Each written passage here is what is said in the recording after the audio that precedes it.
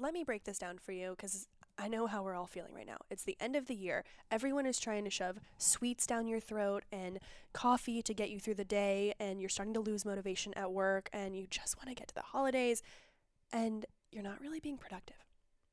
That was me too. For the past few days, I have been starting my workday with something I call Magic Mind. Magic Mind is a small energy drink. It comes in this cute little shot glass, and it has matcha, ashwagandha, rhodiola, lion's mane, cordyceps. It has so many amazing ingredients, no processed BS, nothing that would scare me away from the ingredient level, which is the first thing that I always look at, of course. I take one of these little shots about 30 minutes before I either record the podcast or I start the day.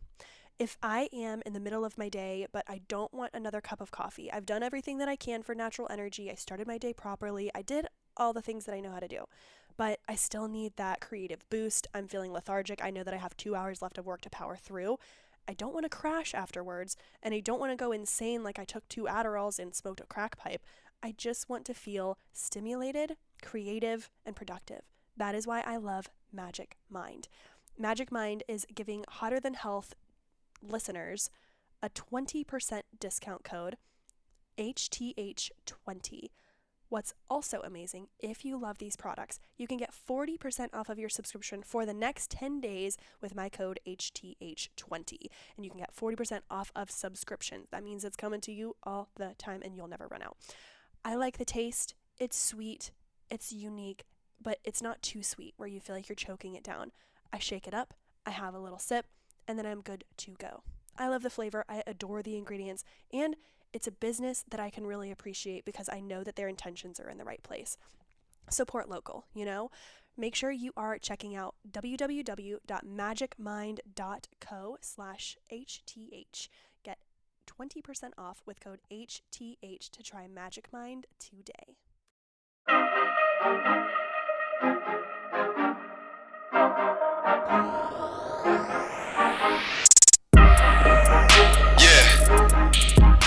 Welcome to the Hotter Than Health podcast, a plant-dominant podcast for those looking to expand and elevate their lives.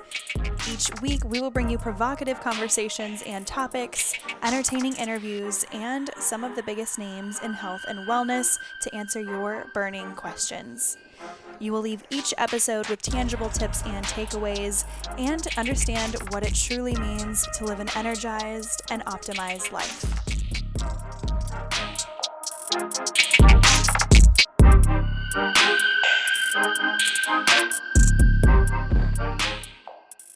Welcome back to this week's episode of Hotter Than Health. You can tell I'm a little congested. I'm a little phlegmy, and that's fine. I think that the universe is really helping me out here because last week I mentioned that this week's episode was going to be listener-based, and we were going to have listeners send in voice messages to be featured on the podcast. Y'all delivered. Thank you to anyone who has sent in voice notes. I'm going to keep collecting them and make this a monthly topic if you all like it, because I think when I have this conversation on the mic with you all, I'm answering questions, yes, that we get frequently, but it's coming from my mouth. I think that when you hear a peer or someone around your age who might be going through something similar verbalize a question or a concern that you may have had, but you just weren't quite sure how to articulate, I think it just hits differently. That's what we're doing today. I selected 2 questions because we actually had several come in that were all about the same topic. So I whittled it down to 2, and I figured we would go back into a little more detail regarding these 2 questions. If y'all like this, please let me know. Share this, repost it on your story. In complete candor, I don't feel great right now. I don't feel great. So the fact that we have these questions to rely on and support today I just couldn't be happier. thank you for the 2 girls who are selected for this week's. We're going to be doing it again next week. And if these questions inspire more questions, awesome. Without further ado, let us get into question number 1. Hi, so my question for you is, what are the effects of intermittent fasting on a woman's hormones? You'll find some people say that it balances hormones out. Others will say that it can reduce reproductive fertility. And so I'm just interested to know what you think about that.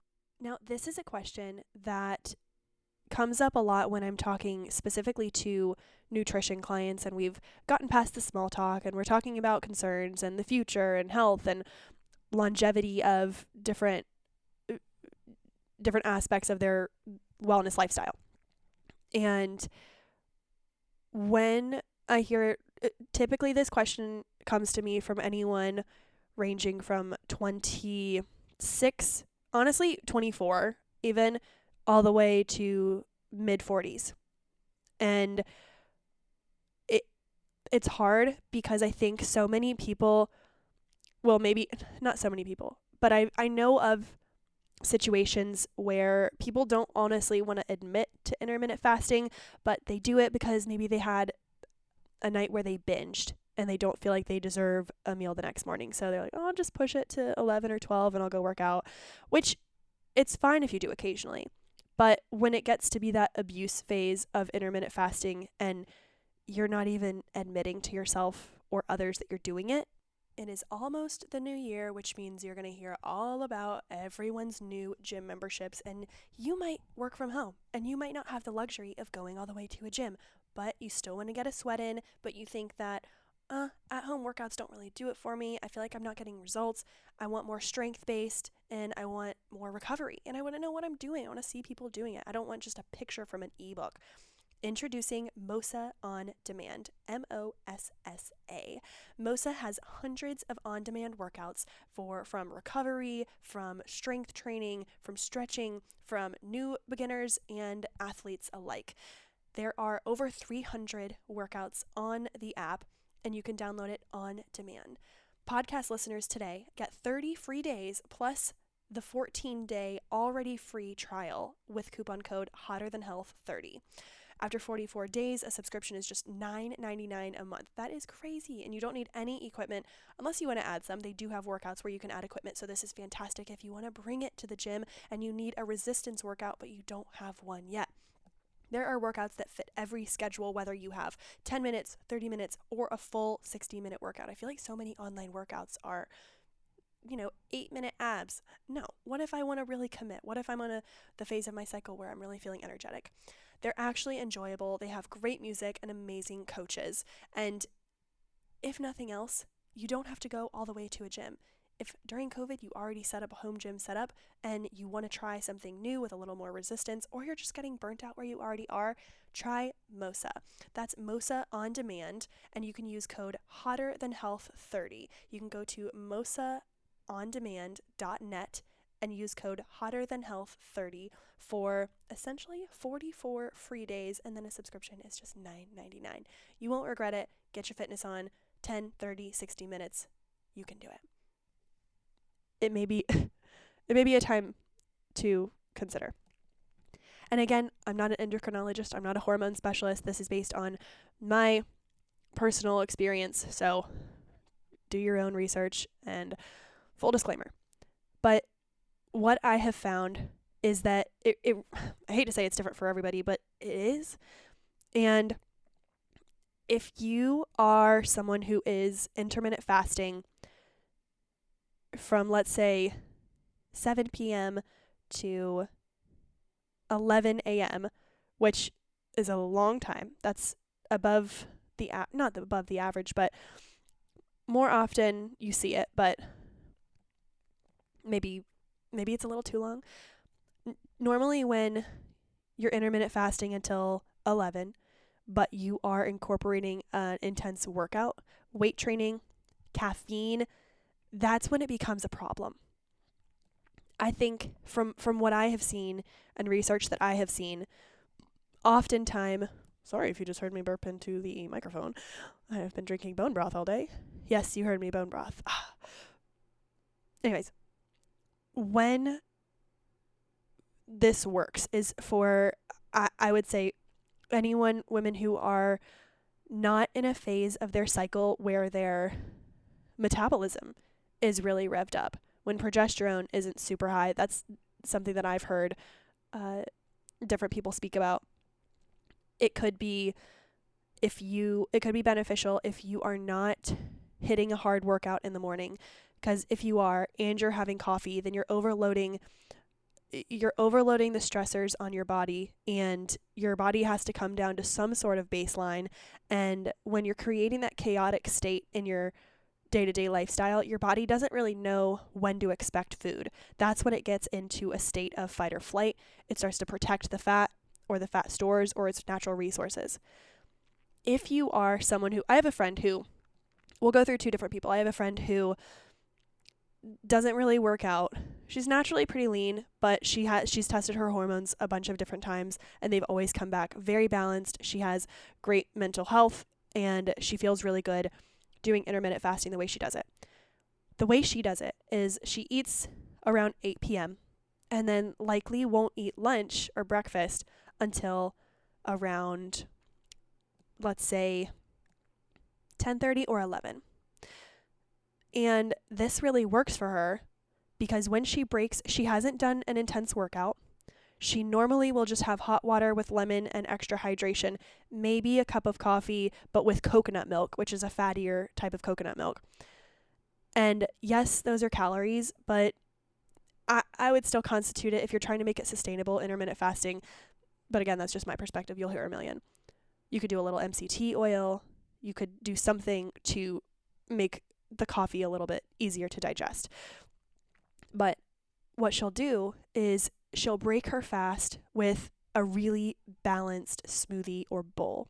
And this could be, we've talked about the power of 4 when it comes to meals: protein, fat, carbs, fiber. She includes all of those components into the meal that breaks her fast, so that when she's in that state of extended fasting, she's not overloading her body with just carbs, just a bunch of dried fruit, or just a green juice, or only one piece of chicken, or something along those lines of having just one component of a balanced meal. I think that if you are breaking your fast and not working out intensely, then you can have an easier go of it. There's also there's also the factor to think about when it comes to how long you want to fast. I think that a great baseline is 12 hours, 7 to 7. A lot of people will have a little bit of chocolate at 8, maybe some Organifi chocolate gold at 8 p.m., and then eat at 7 or 8. Totally great. Oftentimes we're not even hungry at 7 or 8 if we wake up around 7. So you can typically push it a little farther. What we want to avoid in these, again, this is just my experience, not a doctor, but what we want to avoid is putting too much stress on our body. So if you are nearing your period or on your period, your body needs to be more nourished because you have some hunger hormones. So this we'll discuss more later. But right after your period, for about 2 weeks when you're in the follicular phase, this is when I personally would experiment with intermittent fasting, because at those times of your cycle, you aren't as ravenous. You don't have as revved up a metabolism as you may in other parts of your cycle. That if you want to try it out, that would be a good time 2 weeks after for about 2 weeks after your period. If you are working out intensely in the morning, you had dinner at 7, you went to sleep, you woke up at 5, had a 6:30, even 7 o'clock workout, and then you had your cup of coffee, and then, oops, kids haven't gotten to school, need to take them, oh, let me just grab a protein bar. Okay, I understand that those things happen once in a while, but we've got to get out of the habit of relying on just one protein bar. That is okay for a snack and sometimes. If it's a super balanced protein bar and maybe you have a banana with it, that's a little more understandable. But if you're just grabbing a Quest bar or something with a bunch of sugar, or you don't even know what the hell is in this bar, it's not sustainable. Prepare a breakfast, make a smoothie bag, make a little bit of oatmeal, put some nut butter, chia seeds, and maybe a little protein in there. Totally balanced. Don't put so much pressure on yourself to hit a specific number of hours that you are fasting. If you put the pressure on yourself to hit a specific number of hours, then you're not going to be intuitive. It's the same with counting macros. If you have to hit this amount of protein and you don't, you feel like you've failed. Or if you went over on your fats, you feel like a piece of shit. That's not what we want. If you want this to be sustainable and not affect your hormones, I would say putting your body under the least amount of stress as possible would be great. Also, if you're pregnant, not ideal, especially if you are very hungry. If you're really hungry, then you can eat. If you're going into this state of having hunger pains in your stomach and headaches and you're lightheaded and you're feeling dizzy, what's the point? Aren't you doing, like, what's your whole point of intermittent fasting? If it's just for weight loss, experiment with it for 2 weeks out of the month. Go for 12 or 14 hours. Have a balanced cup of coffee if you really need it. Wait about an hour after you wake up to have your cup of coffee. I cannot stress that enough. Wait about an hour after you wake up to have a cup of coffee. I picture it like this with the coffee. If you wake up and immediately, maybe you have a glass of water, but about 5 or 10 minutes after waking up, even 10 or 15 minutes after waking up, you go and grab a cup of coffee. Your cortisol levels, your stress hormone levels are high when you wake up, naturally. And if you are pouring coffee into this proverbial cortisol that is already full, that cup will runneth over. If you wait about an hour, maybe even more, your cortisol levels will have dropped slightly to a more natural, sustainable level. So when you have that cup of coffee, it will actually be more productive for you. It will be filling in a gap of energy as opposed to overloading what's already there. You might be thinking, oh no, but it's my routine, it's my ritual. Get a cup of hot tea, chill out. If that's the biggest problem of your day, you're fine. And if you it's not worth sacrificing hormonal distress to have that cup of coffee, especially if you're working out intensely. If you're working out intensely in the morning, I recommend breaking the fast about an hour afterwards. And this is going to be different for men. It's going to be different for all women, but these are general takeaways from what I have studied and heard when it comes to intermittent fasting affecting hormones. Because what we don't want to do is have one hormone all out of balance and it lowers all the other hormones. And then you're stressed and then you are not able to have a regular period, or maybe you have a regular period, but you're not ovulating. These are the small things that will be affected. I hope that answers your question. If it doesn't, feel free to message me again and we can get more into it. But if you're still interested in that type of information, we are going to have a hormone specialist on the podcast in a couple of weeks. I'm so excited for that. Let's get on to question numero dos. Okay, I have a really good one here. So I think that I do really well throughout the month with eating healthy or healthier and not overeating and not eating too late. But around the time of my period, menstrual cycle, like I would say 3 to 4 days before my period, I am like so hungry. I want everything and all the things that are bad. And I feel like I do so bad those like 3 days before my cycle. And then after, like once I'm on my period, I'm good. And then after I'm good. But those 3 to 4 days, like they kill me. Like I am getting McDonald's, I am getting Carl's Jr., I am drinking all the wine. And so my question is like, let's really think about it. Like, are 3 days really affecting me in a full month? Or what are recommendations to curb those cravings and stay on track with whatever diet, or lifestyle people are doing at that time? I'll say it once and I'll say it a million times. If you are trying to satisfy your hunger hormones, if you need a quick snack, there is no better plant-based protein out there than Organifi. I have been using their products for over 2 years. My boyfriend Jake, who is a straight carnivore, he loves it. We have never had any digestive issues from it because I think it's because they have such high quality ingredients, no fillers, no BS, and it's all organic. Plus, it's glyphosate residue free. Nothing in this world is glyphosate residue free. Everything has that chemical in it, except for Organifi's products. You can check out Organifi and check out all of my favorite products. You can click on the link in the show notes or go to Organifi.com/HTH for 20% off. Some people have subscriptions to the green juice. Some people have subscriptions to the protein. The protein for us, between the two of us, lasts us a whole month, and Jake uses it every single day. And I use it a couple times a week, maybe 3 times a week. Depends on where I am in my cycle. If you are interested in trying Organifi, make sure you use the code HTH or click on the link in the show notes to automatically get 20% off. This question made me so happy because it is verbalizing and vocalizing everything that we feel for anyone who gets a period, or maybe you're on a birth control and you don't get your period and you still get ravenous a few days of the month. Maybe that is when you would naturally about to be having your period. Also, I can't get over hearing y'all's voices on the podcast. It makes me so happy. Why the hell haven't I done this before?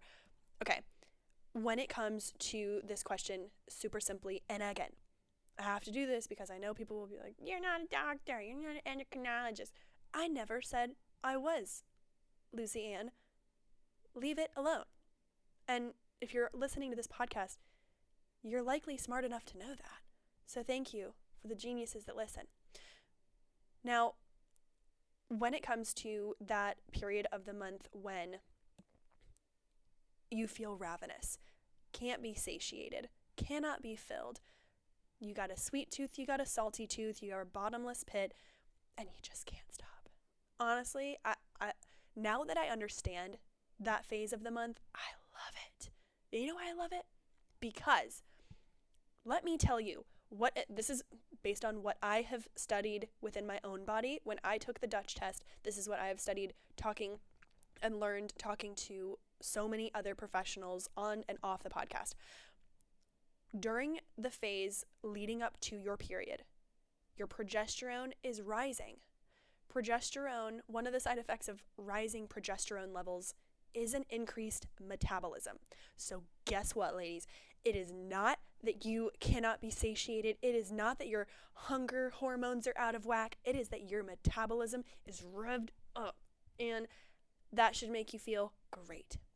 Because during that phase of the month, we think we need to be restricting and holding back. Oh my gosh, I can't stop eating. I'm eating all this junk food. I'm craving all these carbs and crap and sugar. What do I do? Well, here's what you can do. The more you get to know your body, let's say you're tracking on the Flow app, which, by the way, I have had many a person say, well, the Flow app is how I got pregnant.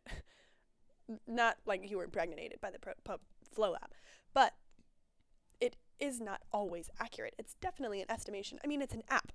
You're not giving it blood every day. So if you're using the Flow app, I'm going to take this advice as well, that when you are using the Flow app, which I love, and it helps me so much when I'm having a depressy, low, moody day, low self-worth, just hate myself, I look at my app and I'm like, this makes sense.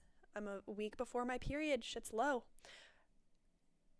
I also recommend coupling that with the hormonal thermometer. I don't know exactly what it's called. I wish I had a code for you all, but the thermometer, I just had a great thought. Don't forget that. I hope I listen to this again and remember. But the thermometer takes 10 seconds every morning. You take it upon waking and it gets your temperature and it tells you if you are ovulating. So basically wrap it up or don't bang on those days. Simple as that. And likelihood of you getting pregnant are less, and that's the whole point. Tracking naturally. Because you know what really pisses me off, and I promise we'll get back to the question, small tangent, when I hear people who are on, and if you've said this and you didn't mean it like this, I understand, but this is how it comes off to me. When I hear people say, well, if you're not on birth control and you're tracking naturally, you are trying to get pregnant, which I think is funny, because I don't think anyone can tell me when I am trying to get pregnant, except for me. That's what I have to say. If I'm tracking naturally, don't put me in this box of being someone who is, sorry, the mic was a little bit wonky during those few moments, but don't put me in this box of being someone that doesn't want to have, or wants to have kids because I'm not on the pill or not on the IUD. That shit had me crippled for years, and I'm still trying to sort my stuff out. Don't put that evil on me.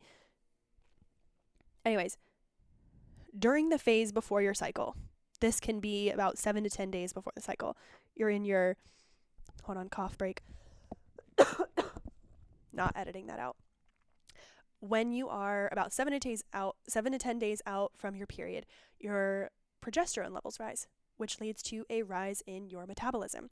So instead of letting this get the best of you and you think that it's just these crazy cravings, let's think about this. How can we, and okay, beating a dead horse, I understand that, but this is really not how you fix the problem, but this is how you address it head on. Understanding and being aware of when that time of the month is about to come for you, and start to, this will happen over time. It's not like it's going to be perfect in the first time you try it. Having a balanced snack. Okay, you're going to try and be healthy in the morning, even though you know you're ravenous, so you have a banana. Well, perhaps we add a scoop of nut butter to that banana. How about in our coffee, we add a little bit of coconut cream, or we add a little MCT oil for some extra fats. Maybe during the day in our water, or if you're a trendy girl, having your Stanley Cup, which I didn't realize the relevance to the hockey Stanley Cup. I'm a straight dingus. I did not realize. But let's say you have your Stanley Cup, 40 ounces of water, you're carrying that jug around all day, put some chia seeds in there. One teaspoon or 1/2 tablespoon of chia seeds, let them soak, and that, again, will help to balance blood sugar levels. It will help to fill in some fiber, some nice omegas, some good fatty acids, and some antioxidants. Who doesn't want that? And that's just while you're passively sipping throughout the day. Some other things to do is to look at the meals that you're craving. Okay, let's say you just need a pizza. You've got to have a pizza. You want it. Great. If you are craving a cheese pizza, you order a cheese pizza. I'm not promoting pig, sorry. Not sorry. If you're craving a cheese pizza, maybe you add olives to it. Maybe you add some sort of other fat to it that is not a processed fat. Or maybe you add a little bit of protein to the side of that. Maybe before your dinner, you slam down some Organifi protein, just 1 scoop in a bunch of water, slurp it down, which protein and healthy fats together really do help to satisfy hunger hormones within itself. That way, you have prepared your body with a nice base level of protein. And then maybe you order a big salad from wherever you're getting the pizza from, and you put some salad on your pizza, and that way you're getting the cheesiness and the crunchiness of the salad, or you have a little side salad. That way, your ass is getting 3 meals, you're having a bunch of pizza, and I can guarantee you, if you pregame that pizza with a little bit of protein, whatever that protein may look like for you, and I'm talking about a healthy source of protein. It could be a small piece of salmon. It could be, just the size of your ham, a lean piece of, a lean piece of filet mignon. You could do, like I said, I typically, if I'm really hungry for lunch, I'll slam down an Organifi protein, and then I'll do a big bowl of pasta so that I'm getting protein, fat, and carbs, and a fiber from the pasta. That is the way to arm yourself, and know that it is normal to have those hunger cravings before your period. It is so normal, and it's healthy, and it's good. Your metabolism is revved up. This goes back to the intermittent fasting concept.